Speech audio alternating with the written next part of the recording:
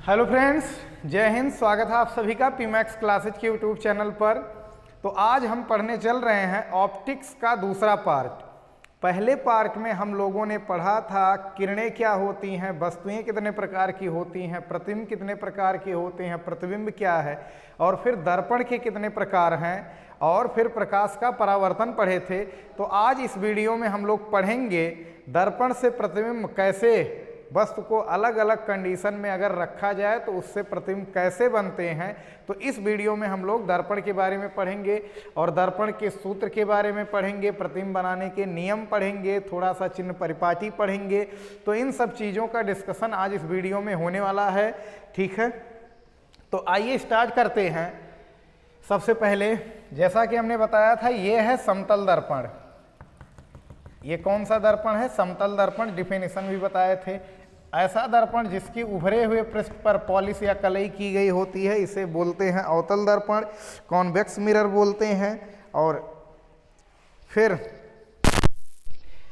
जिस दर्पण के दबे हुए पृष्ठ पर पॉलिश या कलई की गई होती है, इस दर्पण को हम लोग बोलते हैं, ऐसे दर्पण को हम लोग बोलते हैं उत्तल दर्पण। बात समझ में आई? तो ये उत्तल दर्पण, अवतल दर्पण, समतल दर्पण, ये सब चीज़ें हम लोग पढ़े हैं पहले से। अब हमें थोड़ा सा पढ़ना है चिन्ह परिपाटी। क्या है चिन्ह परिपाटी? तो ये है एक्स अक्ष, ये है वाई अक्ष, ये कोई अपना क्या है, दर्पण है। मान लेते हैं ये कौन सा दर्पण है? अवतल दर्पण है। बात समझ में आई? ये कौन सा दर्पण है? अवतल दर्पण। तो बाएं ओर की दूरी को हम लोग मानेंगे माइनस, दाएं ओर की दूरी को क्या मानेंगे? प्लस। ऊपर की दूरी को मानेंगे प्लस, नीचे वाली दूरी को मानेंगे क्या? माइनस मानेंगे। तो पहली यही परिपाटी है, दाएं ओर की दूरी धनात्मक, बाएं ओर की दूरी ऋणात्मक, ऊपर की दूरी धनात्मक, नीचे की दूरी ऋणात्मक मानेंगे। और फिर क्या? फिर किरणें जो हमेशा हम लोग आपतित करेंगे वो बाईं ओर से। हम लोग किरण जो डालेंगे, कहीं भी अगर हमको किरणें खींचना होगा, तो अगर हम लोगों को किरण खींचना है तो किरणों को खींचेंगे हम लोग किधर से? हमेशा बाईं ओर से खींचेंगे। ये परिपाटी है, परंपरा है। बात समझ में आई? साइन कन्वेंशन है, तो इसको याद रखना है। तो चिन्ह परिपाटी में इतना ही, ये पूरे ऑप्टिक्स में काम करेगा। यही सेम परिपाटी लेंस के लिए भी होगा, ठीक है। अब फिर क्या? अब दर्पण से संबंधित कुछ महत्वपूर्ण परिभाषाओं को हम लोगों को पढ़ना है। दर्पण से संबंधित महत्वपूर्ण परिभाषाएं। दर्पण से संबंधित महत्वपूर्ण परिभाषाएं। पहली परिभाषा क्या है भैया? परावर्तक पृष्ठ। परावर्तक पृष्ठ, रिफ्लेक्टिव सरफेस क्या है? तो ये है अपना दर्पण। मान लेते हैं ये कौन सा दर्पण है? अवतल दर्पण का ही हम एग्जाम्पल ले रहे हैं। तो दर्पण के जितने हिस्से पर पॉलिश या कलई किया हुआ होता है, कांच के जितने हिस्से पर पॉलिश किया हुआ होता है, उसे बोलते हैं हम लोग परावर्तक पृष्ठ। तो यहाँ इस पॉइंट को मान ले रहे हैं एम, इस पॉइंट को मान ले रहे हैं एम डैश। तो ये इतना क्या है? दर्पण का परावर्तक पृष्ठ है। अगर आगे कलई जहाँ तक किया है, पॉलिश जहाँ तक किया गया है, वही दर्पण का क्या है? परावर्तक पृष्ठ है। अगर इतना हिस्सा हम छोड़ दे रहे हैं, इतने हिस्से पर केवल पॉलिश किए हुए हैं, तो परावर्तक पृष्ठ केवल और केवल यहाँ से यहाँ तक है, ठीक है। ऊपर कोई परावर्तक पृष्ठ नहीं है। ऊपर जब प्रकाश आएगा तो हल्का सा विचलित होकर फिर सीधे निकल जाएगा, यहाँ कोई परावर्तन नहीं होगा। ऊपर वाला हिस्सा दर्पण नहीं है, नीचे वाला हिस्सा दर्पण नहीं। दर्पण वो वाला हिस्सा है जहाँ पर क्या किया गया है? पॉलिश किया गया है। तो जहाँ से जहाँ तक पॉलिश किया गया होता है, उसे क्या बोलते हैं हम लोग? उसे बोलते हैं परावर्तक पृष्ठ। एक मिनट।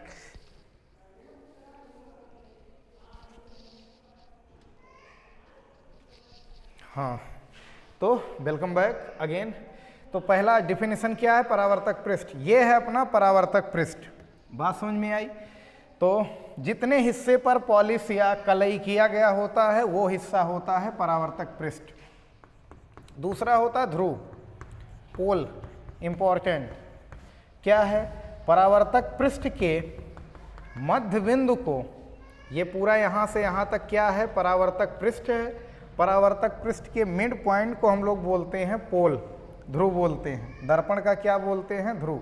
ये क्या है, ये है दर्पण, उत्तल दर्पण है, और ये यहाँ से यहाँ तक परावर्तक पृष्ठ है। तो परावर्तक पृष्ठ के मध्य बिंदु को दर्पण का क्या बोलते हैं, ध्रुव।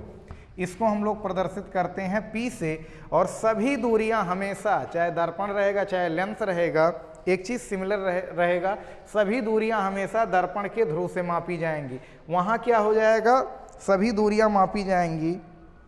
एक मिनट यार,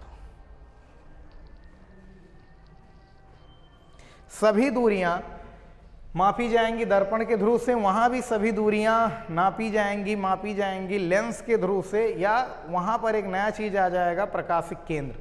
ठीक है, तो दर्पण के परावर्तक पृष्ठ के मध्य बिंदु को दर्पण का ध्रुव कहते हैं। इसे कैपिटल P से प्रदर्शित करते हैं। सभी दूरियां कहां से मापी जाती हैं, दर्पण के ध्रुव से मापी जाती हैं। तो ये समझ में आ गया होगा ध्रुव क्या है। फिर तीसरा पॉइंट है वक्रता केंद्र। वक्रता केंद्र, centre of curvature, centre of curvature.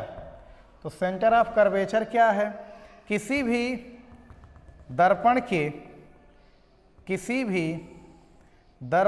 केंद्र को, किसी भी दर्पण के केंद्र को, यानी ये गोलीय दर्पण है, अवतल दर्पण और उत्तल दर्पण दोनों ही कैसे दर्पण है, गोलीय दर्पण है, यानी किसी गोले से काटे गए होते हैं।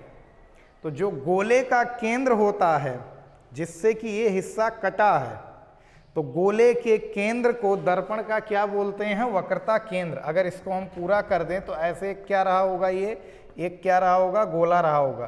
तो गोले का जो सेंटर होगा वही दर्पण का क्या होगा, वक्रता केंद्र।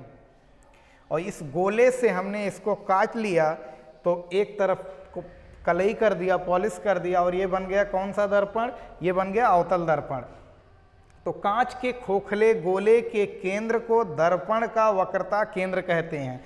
इसे किस अक्षर से हम लोग प्रदर्शित करते हैं, कैपिटल C से। परावर्तक पृष्ठ के मध्य बिंदु को क्या बोलते हैं, दर्पण का ध्रुव। तो सेंटर ऑफ कर्वेचर को हम लोग लिखते हैं कैपिटल C से।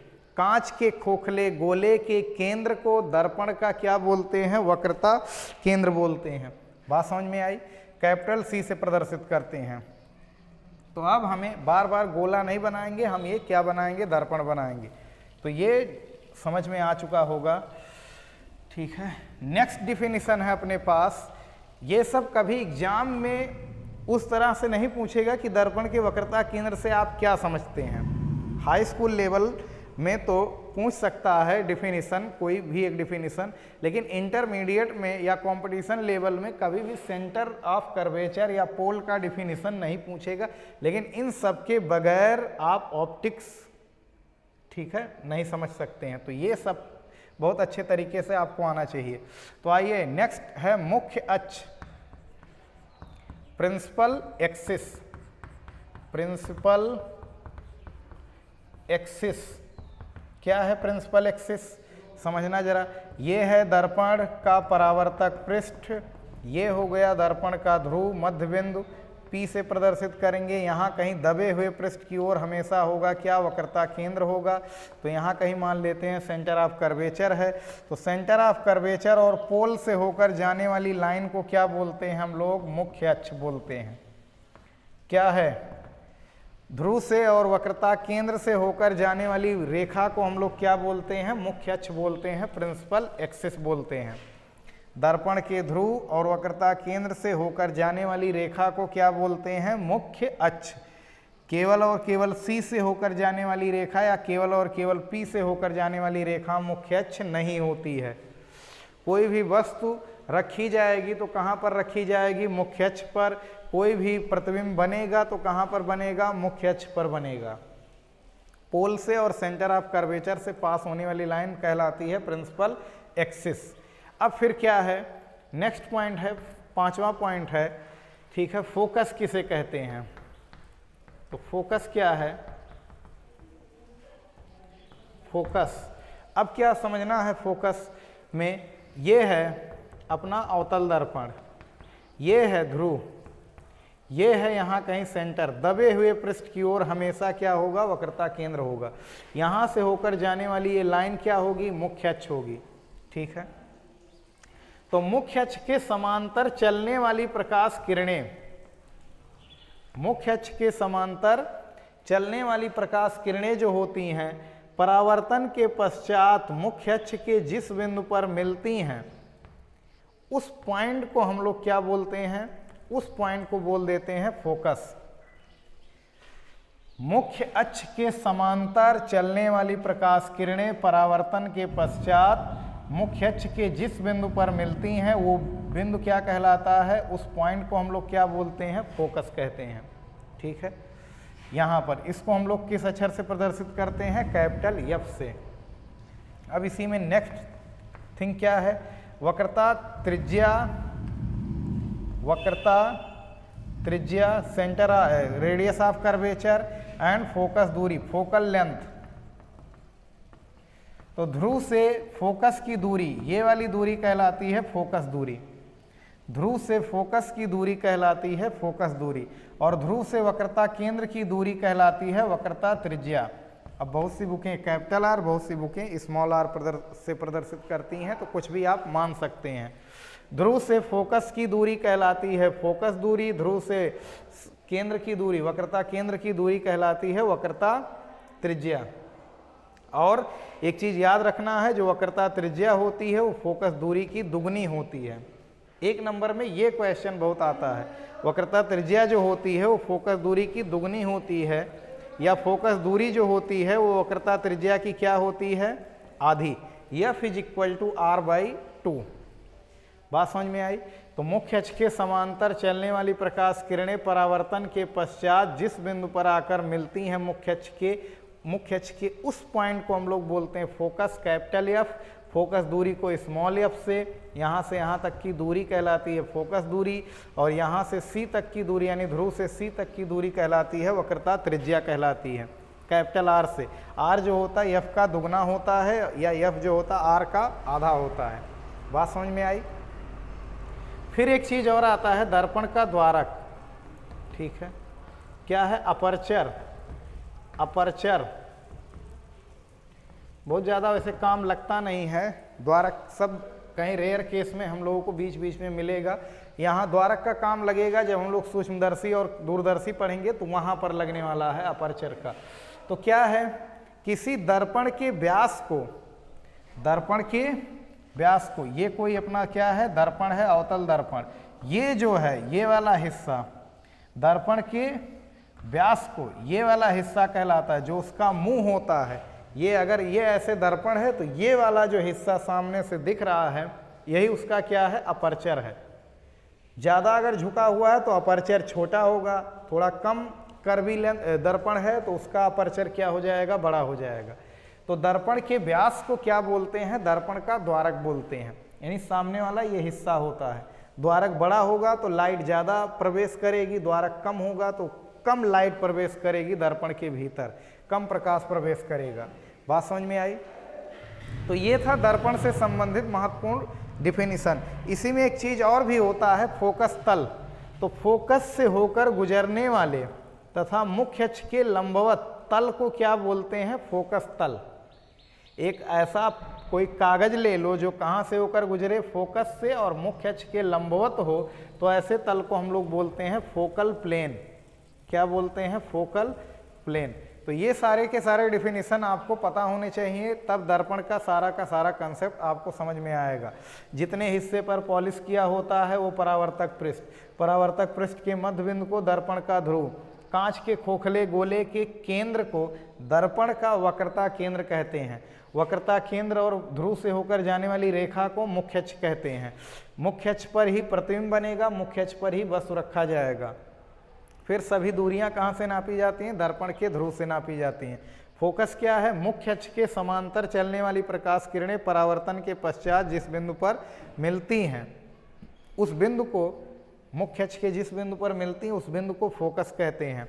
फोकस से ध्रुव तक की दूरी को फोकस दूरी, और वक्रता केंद्र से ध्रुव तक की दूरी को वक्रता त्रिज्या। वक्रता त्रिज्या और फोकस दूरी में क्या संबंध है, तो R = 2f या F = R/2 होता है। द्वारक क्या है? दर्पण के व्यास को या दर्पण के मुंह के व्यास को क्या बोलते हैं? दर्पण का द्वारक कहते हैं, अपर्चर कहते हैं। तो ये सब डिफिनेशन आपको पता होना चाहिए, ठीक है।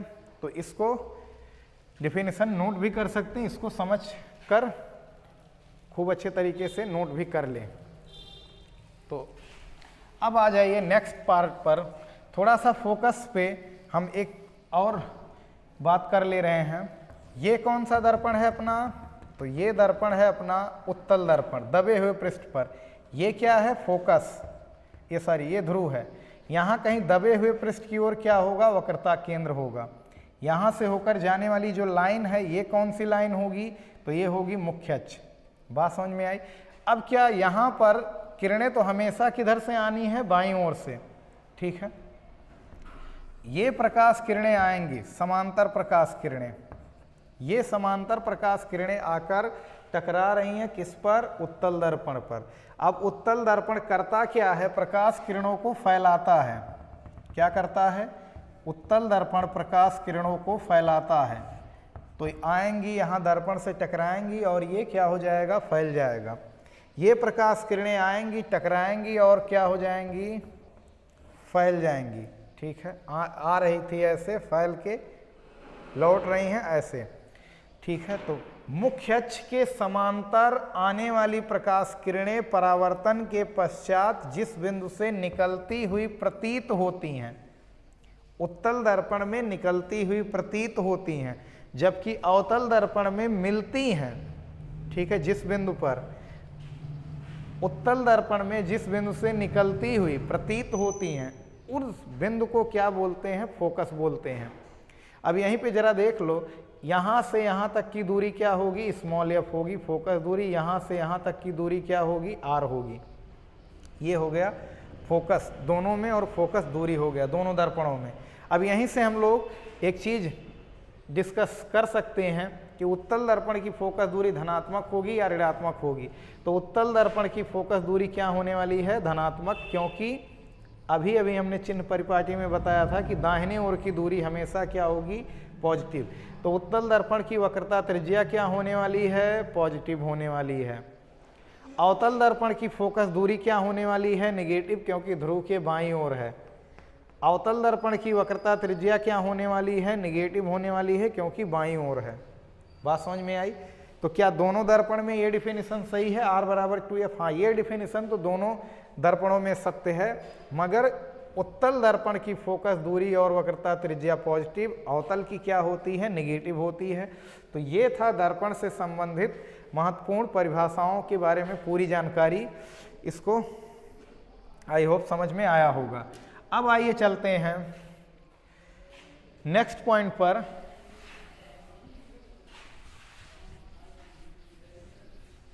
अब सब कुछ समझ चुके हैं दर्पण में क्या क्या चीजें होती हैं, वक्रता केंद्र क्या है, मुख्य अक्ष क्या है, ध्रुव क्या है, ये सब चीजें अब हम लोग समझ गए हैं।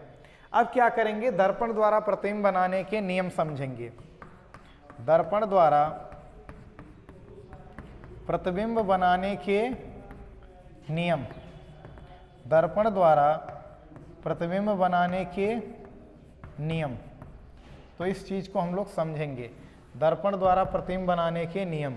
तो दर्पण द्वारा प्रतिबिंब बनाने के वैसे बुकों में 3 नियम दिया रहता है और कंपटीशन लेवल में 4 नियम। बात समझ में आई?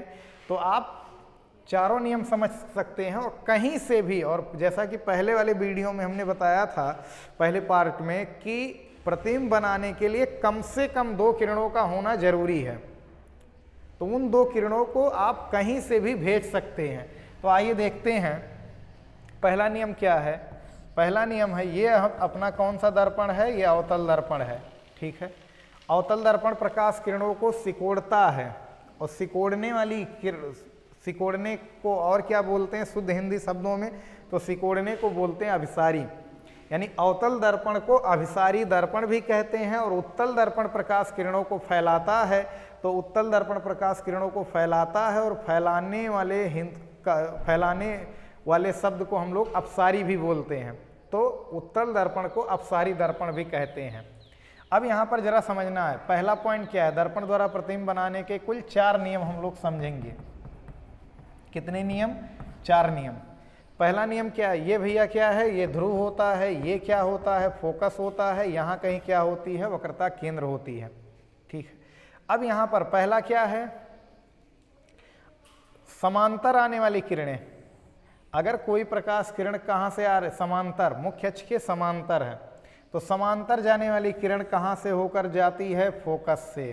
पहला पॉइंट क्या है, समांतर आने वाली किरण, समांतर आने वाली किरण किसी भी दर्पण में या तो फोकस से होकर जाएगी या तो फोकस से होकर निकलेगी, निकलती हुई प्रतीत होगी। निकलती हुई प्रतीत होती है उत्तल में और जाती है अवतल में।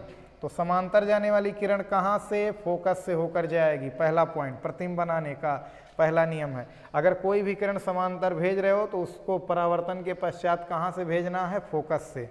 दूसरा पॉइंट क्या है, ये अपना अवतल दर्पण है, ये होता है ध्रुव, इधर कहीं होगा दबे हुए की ओर हमेशा होता है वक्रता केंद्र। यहाँ से होकर जाने वाली ये लाइन जो होगी ये हो जाएगी मुख्य अक्ष, यहाँ कहीं बीचों बीच में होगा फोकस। फोकस से होकर जाने वाली प्रकाश किरण का क्या होगा, तो फोकस से होकर जाने वाली प्रकाश किरण मुख्य अक्ष के समांतर हो जाएगी। दूसरा पॉइंट, समांतर जाने वाली किरण फोकस से जाने वाली किरण मुख्य अक्ष के समांतर हो जाएगी परावर्तन के पश्चात। तीसरा पॉइंट क्या है, ये फिर वही अवतल दर्पण बना दे रहे हैं। जो अवतल दर्पण में जो नियम है उतने ही नियम होंगे उत्तल दर्पण में भी। ये क्या है, मुख्य अक्ष, यहाँ कहीं सी, यहाँ कहीं मान लेते हैं भैया क्या है, एफ है।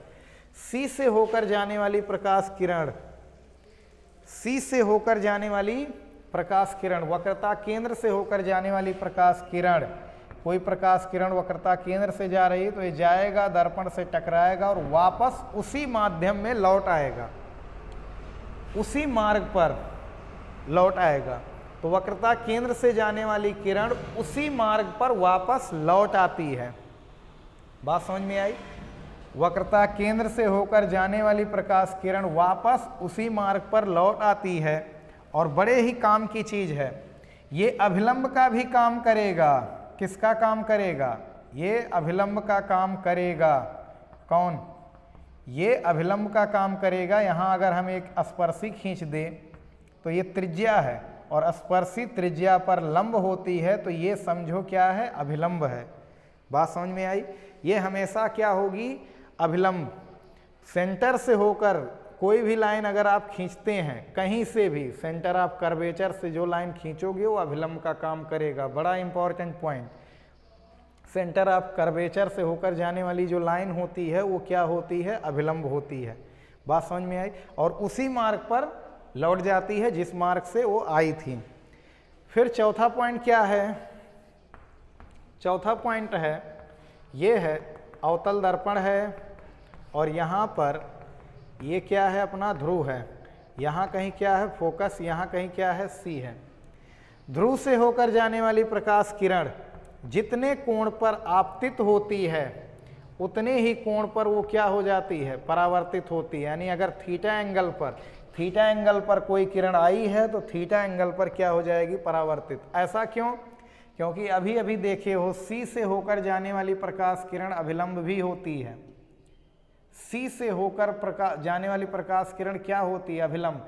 तो अगर ये अभिलंब है तो ये आपतित किरण, ये कौन सी किरण, परावर्तित, तो ये आपतन कोण, ये परावर्तन कोण, मीन्स दोनों क्या होंगे, बराबर होंगे। ठीक है, तो ध्रुव से होकर जाने वाली प्रकाश किरण जितने कोण पर आपतित होती है उतने ही कोण पर परावर्तित भी होती है। तो ये है चौथा नियम प्रतिबिंब बनाने का। बात समझ में आई? तो प्रतिबिंब बनाने के कितने नियम हैं? 4 नियम हैं। और सबसे मजे की बात क्या है, सबसे इंपॉर्टेंट बात क्या है कि वक्रता केंद्र से होकर जाने वाली प्रकाश किरण किसका कार्य करती है, अभिलंब का। ठीक है, अभिलंब का कार्य क्यों करती है? क्योंकि ये त्रिज्या है और त्रिज्या स्पर्शी पर क्या होती है, लंब होती है। तो लंब यहाँ ना कहकर हम लोग नॉर्मल कहते हैं, अभिलंब कहते हैं। समांतर जाने वाली किरण फोकस से जाने वाली किरण समांतर, वक्रता केंद्र से होकर जाने वाली किरण उसी मार्ग पर वापस लौट आएगी। और ध्रुव से होकर जाने वाली प्रकाश किरण जितने कोण पर आपतित होती है उतने ही कोण पर परावर्तित भी होती है। तो ये 4 नियम है प्रतिबिंब बनाने के। तो अब इसको नोट कर लें, फिर इसके बाद हम लोग पढ़ेंगे अवतल दर्पण से प्रतिबिंब बनाने के नियम, फिर उत्तल दर्पण से प्रतिबिंब बनाने के नियम। तो इसको मिटा सकते हैं।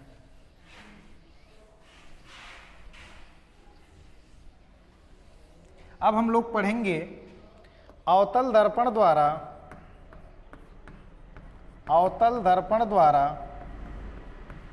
प्रतिबिंब बनाने के नियम। प्रतिबिंब बनाने के नियम। तो अवतल दर्पण द्वारा प्रतिबिंब बनाने के कुल 6 नियम हैं। कितनी स्थितियां हैं? कुल 6 स्थितियां हैं। कितनी स्थितियां हैं? 6 स्थितियां हैं। अब पहली स्थिति क्या है भैया? जब वस्तु अनंत पर हो।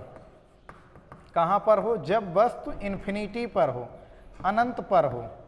जब वस्तु कहां पर हो? अनंत पर। तो समझेंगे यहां पर यह है अपना अवतल दर्पण। बार बार हम अवतल दर्पण ही बनाएंगे, ठीक है। अवतल दर्पण वाला पढ़ रहे हैं केस। तो ये अवतल दर्पण है, ये क्या है? ध्रुव है। यहां कहीं क्या होगा? दबे हुए पृष्ठ की ओर इसका सी होगा। यहाँ कहीं क्या है? यफ है, ठीक है। तो अगर कोई वस्तु अनंत पर है तो हमें देखना है उसका प्रतिबिंब कहाँ पर बनेगा। अब बहुत अच्छे से समझना है, ठीक है, कि अनंत पर स्थित वस्तु का प्रतिबिंब कहाँ पर बनेगा। तो पहले वाले पार्ट में हम लोगों ने समझा था, हम बताए थे कि अनंत से आने वाली किरणें समांतर होती हैं और समांतर जाने वाली किरणें कहाँ पर मिलती हैं? अनंत पर। अनंत से आने वाली किरणें समांतर होती हैं, समांतर जाने वाली किरणें कहाँ मिलती हैं? अनंत पर। तो ये हम मान ले रहे हैं अनंत से 2 किरणें आ रही हैं। कितनी किरणें आ रही हैं? 2 किरणें। एक किरण को भेज दो फोकस से।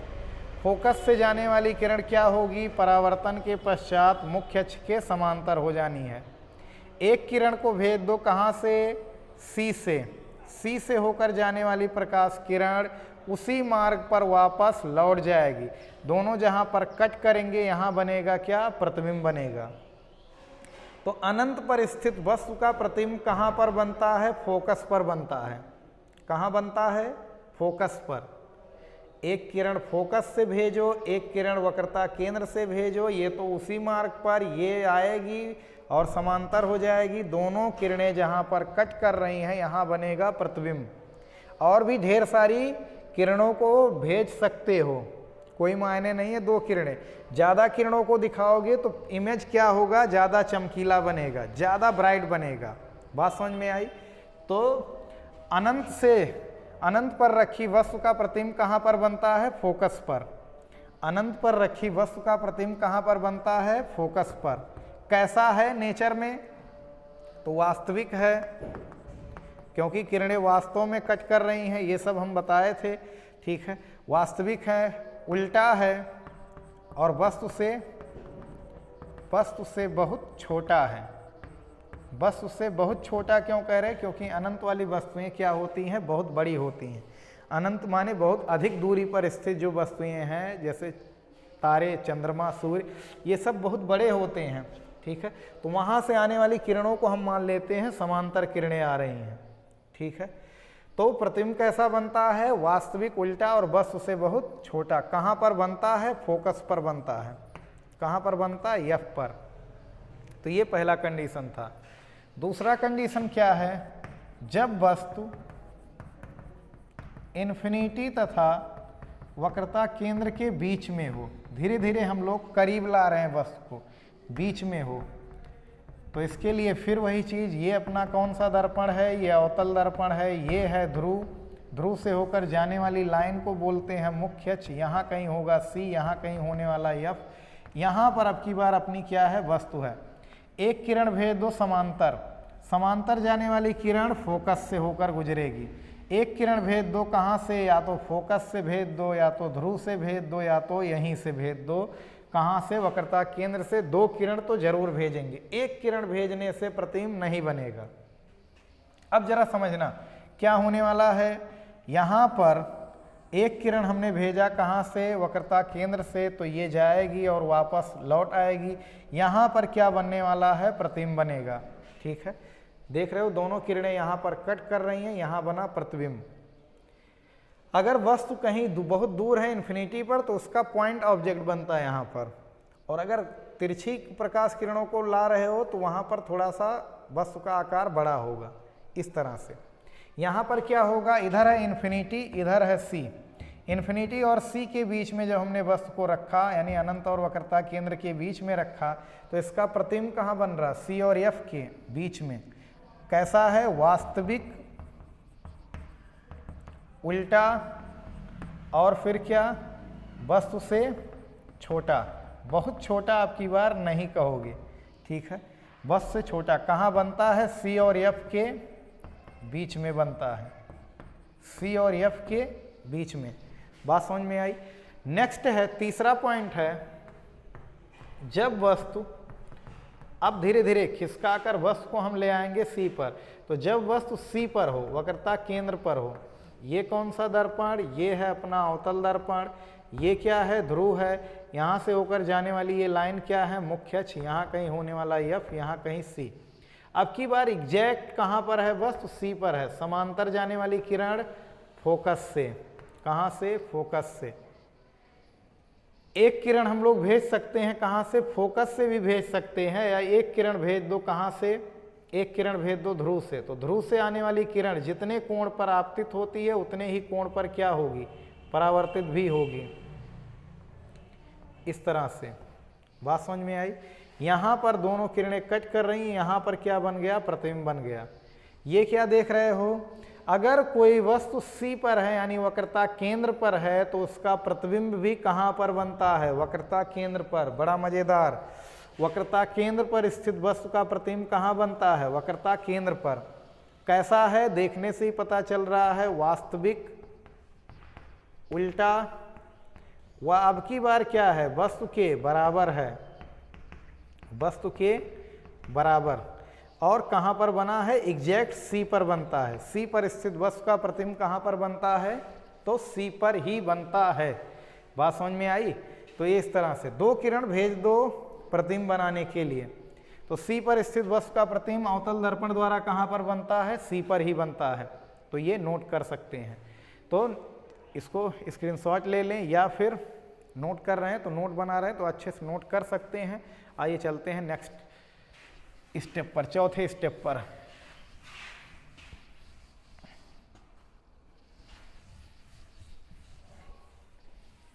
चौथा पॉइंट क्या है अपना, कि जब वस्तु सी और एफ के बीच में हो, सी और एफ के बीच में हो, ये है अपना अवतल दर्पण। यहाँ पर क्या है, ध्रुव, यहाँ ये कौन सी लाइन है, मुख्य अक्ष है, यहाँ कहीं मान लो एफ, यहाँ कहीं मान लो सी। अब की बार वस्तु अपनी यहाँ पर है, समांतर जाने वाली किरण कहाँ से होकर जाती है, फोकस से। एक किरण आप चाहे कहाँ से भेज सकते हैं, वक्रता केंद्र से, या एक किरण फिर से फोकस से भेज दो, या एक किरण कहाँ से भेज दो, ध्रुव से भेज दो, ठीक है, ध्रुव से भेज दो। दो किरण आप भेज सकते हैं। तो यहाँ से जितने कोण पर ये आपतित होगी उतने ही कोण पर क्या होने वाली है, परावर्तित होने वाली है। जितना कोण ये है उतना ही कोण ये होगा। यहाँ पर दोनों किरणें कट कर रही हैं, प्रतिबिंब बन रहा कहाँ पर, इन्फिनिटी और सी के बीच में। तो क्या देख रहे हैं, जब वस्तु वक्रता केंद्र और फोकस के बीच में है तो उसका प्रतिबिंब बन रहा है इन्फिनिटी और सी के बीच में। कैसा दिख रहा है नेचर में, तो वास्तविक, उल्टा, व वस्तु से बड़ा।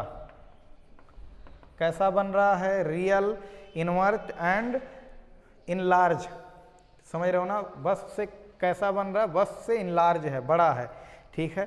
तो वास्तविक, उल्टा व वस्तु से बड़ा कहाँ बनता है, इन्फिनिटी तथा सी के बीच में, इन्फिनिटी तथा सी के बीच में बनता है। नेक्स्ट है, पांचवा स्टेप है, जब वस्तु एफ पर हो, कहाँ पर हो, फोकस पर हो, एग्जैक्ट फोकस पर हो, तब क्या होने वाला है, तो फिर वही चीज़, ये अपना कौन सा दर्पण, ये अपना अवतल दर्पण, ये है ध्रुव, यहाँ से होकर जाने वाली ये लाइन है मुख्य अक्ष, यहाँ कहीं मान लेते हैं एफ है, यहाँ कहीं मान लेते हैं सी है। वस्तु अपनी यहाँ पर है, फोकस पर, ये वस्तु है। समांतर जाने वाली किरण कहाँ से होकर जानी है? फोकस से। तो कहाँ से होकर जाएगी? फोकस से। एक किरण आप भेज सकते हैं ध्रुव से या एक किरण भेज सकते हैं वक्रता केंद्र से। तो कहाँ से भेज दे रहे हैं हम? ध्रुव से भेजें अगर तो ये जितने कोण पर आपतित होगी उतने ही कोण पर क्या हो जानी है? ये परावर्तित हो जाने वाली है। तो ये जितने कोण पर आपतित होगी उतने ही कोण पर परावर्तित हो जाएगी। या यहाँ से अगर भेजेंगे तो क्या होने वाला है? सी से होकर जाने वाली प्रकाश किरण उसी मार्ग पर लौट जाएगी। अब यहाँ पर जरा समझ सकते हैं, जब वस्तु हमने फोकस पर रखा है, जब वस्तु हमने फोकस पर रखा है तो यहाँ से जाने वाली जो प्रकाश किरणें हैं, जो दोनों किरणों को हमने भेजा वो दोनों समांतर जा रही हैं। और समांतर जाने वाली किरणें कहाँ पर मिलती हैं? इन्फिनिटी पर। समांतर अनंत से आने वाली किरणें होती कैसी हैं? समांतर। समांतर जाने वाली किरणें कहाँ पर मिलती हैं? इन्फिनिटी पर। तो कहाँ पर बनेगा वस्तु? इन्फिनिटी पर। कैसा होगा? वास्तविक। उल्टा वह वस्तु से बहुत बड़ा, क्योंकि इन्फिनिटी पर स्थित वस्तु का प्रतिबिंब क्या होता है? बड़ा होता है। और कहाँ पर बनेगा? तो इन्फिनिटी पर बनेगा, अनंत पर बनेगा। बात समझ में आई? तो ये पांचवा कंडीशन है। नेक्स्ट एंड लास्ट कंडीशन है, छठा कंडीशन है और मोस्ट इंपॉर्टेंट कंडीशन। जब वस्तु कहाँ हो? तो जब वस्तु F और P के बीच में हो, जब वस्तु फोकस और ध्रुव के बीच में रखी जाए। कहाँ रखी जाए? फोकस और ध्रुव के बीच में। तो ये अपना कौन सा दर्पण होने वाला है? ये अपना अवतल दर्पण है। ये अवतल दर्पण का ध्रुव है। यहाँ से होकर जाने वाली ये जो लाइन है ये मुख्य अक्ष है। यहाँ कहीं पड़ने वाला है F, यहाँ कहीं पड़ने वाला है C। वस्तु अब की बार हमने रखा है यहाँ पर। फिर वही चीज़, समांतर जाने वाली किरण कहाँ से होकर जाएगी? फोकस से। कहाँ से? फोकस से। ठीक है। एक किरण भेज सकते हो ध्रुव से या वक्रता केंद्र से भेज सकते हैं। तो चलो हमने भेज दिया ध्रुव से। ये कट नहीं कर रही हैं किरणें यहाँ पर, वो ऐसे हैं। ठीक है, ये इस तरह से। और सामने से आपको देखने पर लगेगा कि ये दोनों कट कर रहे हैं, दोनों उंगलियां, लेकिन इधर से देखोगे तो लगेगा कि कट नहीं कर रही हैं। बात समझ में आई? तो ये यहाँ पर नहीं कट कर रही हैं। आगे क्या होगा? एक किरण समांतर, समांतर वाला फोकस से। एक किरण ध्रुव से, ध्रुव से होकर जाने वाली प्रकाश किरण क्या होगा? जितने कोण पर आई थी उतने ही कोण पर क्या हो जानी है? परावर्तित होनी है। अब यहाँ पर जरा देख लो, इनके बीच की दूरी लगातार, इनके बीच की दूरी लगातार, इनके बीच की दूरी लगातार बढ़ रही है। तो आगे तो इनका संगम नहीं होने वाला है। तो ये कहाँ पर कट करेंगी? जाहिर सी बात है, ऐसा लग रहा है जैसे कहाँ से? ये दोनों किरणें कहाँ से आ रही हैं? पीछे से। तो यहाँ कहीं दर्पण के पीछे कट करेंगी और कैसा प्रतिबिंब बनेगा? आभासी प्रतिबिंब बनेगा। तो बड़ा ही इंपॉर्टेंट, बड़ा ही मज़ेदार। अभी तक क्या देख रहे थे? पांचों कंडीशन में हमेशा जो प्रतिबिंब बना था वो दर्पण के सामने बना था, हर बार वास्तविक प्रतिबिंब बना था। लेकिन अब की बार कैसा प्रतिबिंब बन रहा है? आभासी प्रतिबिंब बन रहा है। कौन सा प्रतिबिंब बन रहा है? आभासी प्रतिबिंब। दर्पण के कहाँ बन रहा है? पीछे। वस्तु से क्या बन रहा है? बड़ा। तो क्या है? नेचर कैसा है? तो आभासी है। कैसा है? आभासी। सीधा भी है। कैसा है? सीधा है। और वस्तु से बड़ा भी है। वस्तु से क्या है? बड़ा है। और कहाँ पर बन रहा है? दर्पण के पीछे। दर्पण के पीछे बनता है। बात समझ में आई? तो आभासी, सीधा और वस्तु से बड़ा केवल और केवल एक कंडीशन में, छठे कंडीशन में बनता है अवतल दर्पण द्वारा। और बड़ा ही इंपॉर्टेंट है, इसी कंसेप्ट का यूज किया जाता है आँख, कान, गले की जांच करने के लिए। डॉक्टर लोग अवतल दर्पण का क्या करते हैं? इस्तेमाल करते हैं। क्योंकि छोटे से प्रतिबिंब का, छोटे से वस्तु का प्रतिबिंब बड़ा बनता है, सीधा भी बनता है। घड़ी के पुर्जों वगैरह को देखने के लिए भी हम इस दर्पण का इस्तेमाल करते हैं, अवतल दर्पण का इस्तेमाल करते हैं। बात समझ में आई?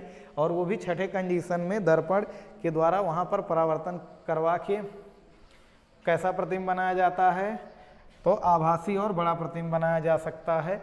तो ये थे दर्पण से संबंधित, अवतल दर्पण से संबंधित जितने भी, ठीक है, इमेज थे सब इसमें 6 पार्ट कवर हो चुके हैं, 6वां पार्ट जो है सबसे ज़्यादा इम्पॉर्टेंट है। अब इसमें एक चीज़ और भी देखने को मिला होगा कि अनंत का प्रतिबिंब फोकस पर बना था, तो फोकस का प्रतिबिंब कहाँ पर बन रहा? अनंत पर। अनंत का फोकस पर, फोकस का अनंत पर, 1 का 2 पर, 2 का 1 पर बन रहा है। और ऐसा गुण जिस दर्पण में पाया जाता है उसके फोकस को हम लोग एक नाम और देते हैं संयुग्मी फोकस, कॉन्जुगेट फोकस।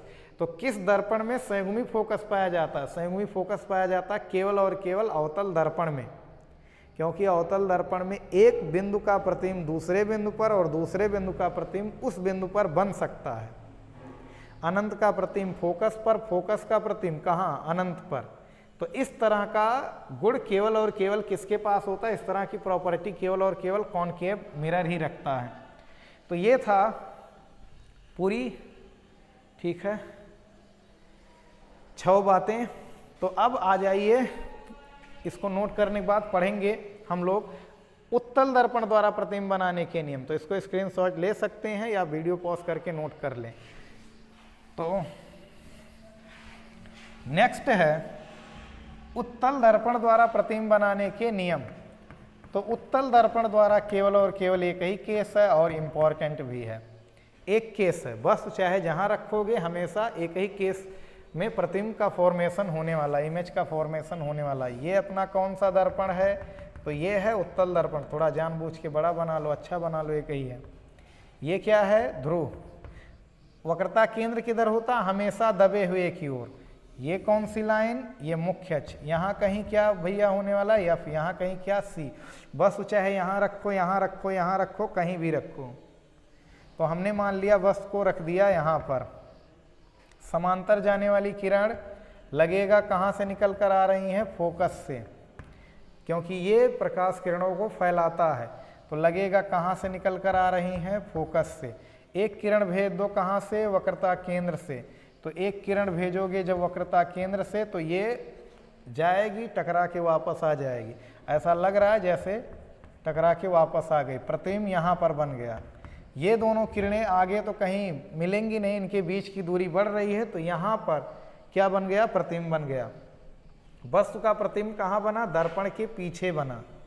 और पीछे भी कहाँ? ध्रुव और फोकस के बीच में। ध्रुव और फोकस के बीच में। तो हमेशा हमेशा अगर हमें वस्तु का छोटा प्रतिबिंब बनाना है तो हम कौन सा दर्पण इस्तेमाल करेंगे? उत्तल दर्पण। उत्तल दर्पण का हम क्या करेंगे? इस्तेमाल करेंगे। तो कैसा प्रतिबिंब बना? आभासी, सीधा, आभासी, सीधा और वस्तु से छोटा। कहाँ बना है? तो दर्पण के पीछे, खिड़की के नीचे नहीं, दर्पण के पीछे P और F के बीच में हमेशा। कहाँ बनने वाला है? कहीं भी वस्तु आप रख दो, यहाँ यहाँ यहाँ यहाँ कहीं भी सामने रख दो तो उसका प्रतिबिंब हमेशा P और F के कहाँ बनने वाला है? बीच में बनने वाला है। इसका उपयोग क्या है? इस दर्पण का उपयोग है जो गाड़ी वगैरह में मिरर लगे रहते हैं, साइड मिरर, पीछे के वाहनों को देखने के लिए, वहाँ पर कौन सा दर्पण इस्तेमाल किया जाता है? उत्तल दर्पण। क्योंकि जो ट्रक वगैरह होता है, पीछे आ रही वाहन होती है, उसका छोटा प्रतिबिंब बनता है और हम पीछे देख लेते हैं कौन सा वाहन आ रहा है, कौन सा व्हीकल आ रहा है। बात समझ में आई? अब अगर यानी बड़े वस्तु का प्रतिबिंब ये छोटा बनाता है और उत्तल क्या करता है? छोटे का प्रतिबिंब बड़ा करता है। तो घड़ी के पुर्जे वगैरह और आँख कान गले में जो भी चीज़ें होती हैं वो बहुत छोटी होती है, तो उनको हमें बड़ा करके देखना होता है। ठीक है। इसमें सड़क पे लगे लैंपों में कौन सा दर्पण इस्तेमाल किया जाता है? उत्तल दर्पण का इस्तेमाल किया जाता है। जो सड़क के किनारे लैंप लगे रहते हैं, सोडियम लैंप लगे रहते हैं, अब तो LED भी लगाई जाती है, और पीले वाले जो लैंप लगाए जाते हैं उन सब में कौन से दर्पण का इस्तेमाल होता है? उत्तल दर्पण का इस्तेमाल होता है। तो ये था दर्पण और दर्पण से संबंधित परिभाषाएं और प्रतिबिंब बनाने की परिपाटी, सब कुछ इसमें कवर हुआ है। इसके नेक्स्ट वाले पार्ट में हम लोग पढ़ेंगे दर्पण का सूत्र क्या है और आवर्धन क्या है, रेखीय आवर्धन क्या है। तब तक के लिए पढ़ाई करते रहें। All the very best.